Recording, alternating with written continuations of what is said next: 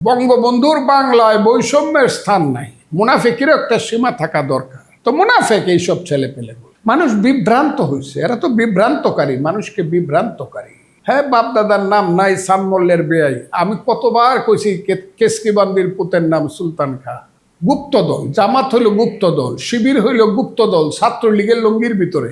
2 বছরে যেই বাংলাদেশে যে পরিবর্তনটুকু হলো, নতুন সরকার বা ইন্টেরিয়াম গভর্নমেন্ট, আসলে আমাদের তো একটা প্রত্যাশা ছিল যে এতটুকু হয়তো পরিবর্তন 2 বছরে সম্ভব।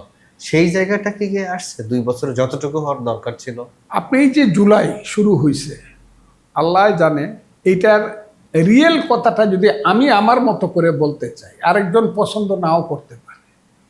কেমন? এই যে জুলাই আন্দোলনে যারা এখন যে ওই যে বাকবাকুম করে কথা বলে, এইসব ছেলে পেলেরা জুলাই জুলাই করে, জুলাই আমাদের মতো লোক যদি, আমি ফজলুর রহমান যদি কথা না বলতাম হাসিনা সরকারের বিরুদ্ধে, আপনি ওই যে 28শে অক্টোবর 2023 পল্টন ময়দানে লক্ষ লক্ষ লোককে যখন গাজা উপত্যকা বানায় ফেললো মাঠটাকে, সেই সময় থেকে সব যখন পালায় গেল, জলখানায় গেল, লক্ষ লক্ষ লোক আসামি হয়ে গেল, আমি আমার জীবন মরণের রিস্ক নিয়ে আমি বাংলাদেশে, আবারও বলছি আমি বাংলাদেশে বেশি রিস্ক নিয়ে, ওপিনিয়ন যেটাকে বলে, ওপিনিয়নটা সংগঠিত যারা করছে তার মধ্যে আমি ফার্স্ট। ওপিনিয়নটা যারা হাসিনা সরকারের বিরুদ্ধে করছে, এরা তো আইসে কবে 24 সনের 1 জুলাই আসলো, কত পরে? আমি তো 28শে অক্টোবরের পরে আমি কথা বলা, অক্টোবর, নভেম্বর, ডিসেম্বর, জানুয়ারি, ফেব্রুয়ারি, মার্চ, এপ্রিল, মে, জুন, জুলাই, আমার 9 মাস কথা বলার পরে এই ছেলেগুলার জন্ম হয়েছে। তাও ছেলেগুলার জন্ম হয়েছে বৈষম্য বিরোধী।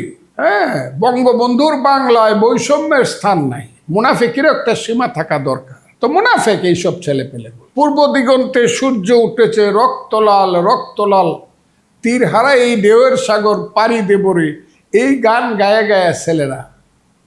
মানুষ মনে করছে বাবার এইগুলো তো হ্যাঁ রত্নগর্ভা মায়ের ছেলে, কোত্থেকে নাকি আইসা আমাদের উপরে পড়ে গেছে, আল্লাহ কোত্থেকে আল্লাহ তাদেরকে বোধহয় ফেরেস্তা পাঠাইছে। মানুষ বিভ্রান্ত হয়েছে, এরা তো বিভ্রান্তকারী, মানুষকে বিভ্রান্তকারী। তো রিয়েল কথাটা বলে নাই। এদেরকে আমি প্রথম দিন বলছি, 5ই জুলাই বলছি, বাবারা তোমরা কি শুধু কোটা চাও, চাকরি চাও? তোমরা গণতন্ত্র চাও না? তোমার গণতান্ত্রিক অধিকার তুমি প্রয়োগ করতে চাও না? আমার সেই সময়ের বক্তব্য শুনে দেখেন কত লক্ষ লক্ষ মানুষ ভিউ করছে আমার বক্তব্য, শুনেছি। ঠিক আছে? তা আমি তো ছিলাম এটার মধ্যে, আমি তো দাবি করি না আমার তো কোটি কোটি টাকা হয় নাই। তারা তো বলছে তারাই জুলাই যোদ্ধা। হ্যাঁ, আমার তো কোটি কোটি টাকা হয় নাই। এখনো আমি যখন ইভেন সংসদ চলে, বিকালবেলায় সংসদ চললে মনে হয় যে আমি একটু সকালবেলা কোর্ট যদি না করি সংসার চলে না, ভালোভাবে চলে না সংসার আমার। যে কারণে আমি কোর্টে যাই, যেদিন পার্লামেন্ট সকালবেলা না সেই দিনও আমি কোর্টে যাই। তা আমি তো দেখি আমার বাচ্চারা, আমার ছেলের ছোট, আমার বড় ছেলের বয়স 45 বছর, আমার সবচেয়ে ছোট ছেলে যে তার বয়স এখন 25 বছর 22 বছর বয়সে ব্যারিস্টার হয়েছে, তাদেরও ছোট ছেলেরা যখন আমি দেখি কোটি কোটি টাকার গাড়ি চলে আসে, বড় বড় কথা বলে।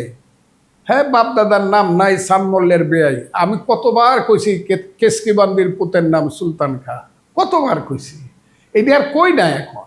এই কেসকিবান্দির পুতের নাম সুলতান খা হয়ে গেছে অনেকেই জুলাই আন্দোলনের কথা বলে। কিন্তু জুলাই আন্দোলন আমার কাছে 5ই আগস্ট, জুলাই আন্দোলনের যে প্রকৃত যে ফিনিশিং সেটা হয়, সেটা 5ই আগস্ট।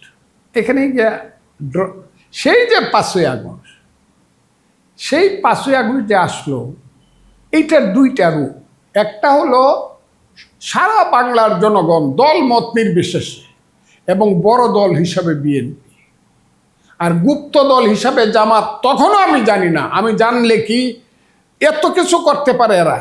গুপ্ত দল, জামাত হইল গুপ্ত দল, শিবির হইল গুপ্ত দল, ছাত্রলীগের লঙ্গির ভিতরে। আর প্রকাশ্য দল হইল বিএনপি, জনগণ গুলি খাচ্ছে, পড়ে যাচ্ছে। আর গুপ্ত দলের কাজ হইল ষড়যন্ত্র করা। এরা কারা? জামাতি ইসলাম। এরা কারা? পরে যারা এনসিপি হয়েছে এইসব ছেলেপেলেরা, বৈষম্য বিরোধী ছাত্র আন্দোলনের নেতারা। আমি চাই দেখতেছি এইসব ছেলেপেলেরা হারুনের এখানে বৈশা, ডিবি হারুনের এখানে বৈশা, হ্যাঁ ইশারায় টিশারায় কি কইতেছে, আবার নিজেদেরকে সারেন্ডার করে বলতেছে আপাতত আপাতত আমরা আন্দোলন প্রত্যাহার করলাম, কিন্তু এদের কথা তো জনগণ মানে নাই, ছাত্ররা মানে নাই।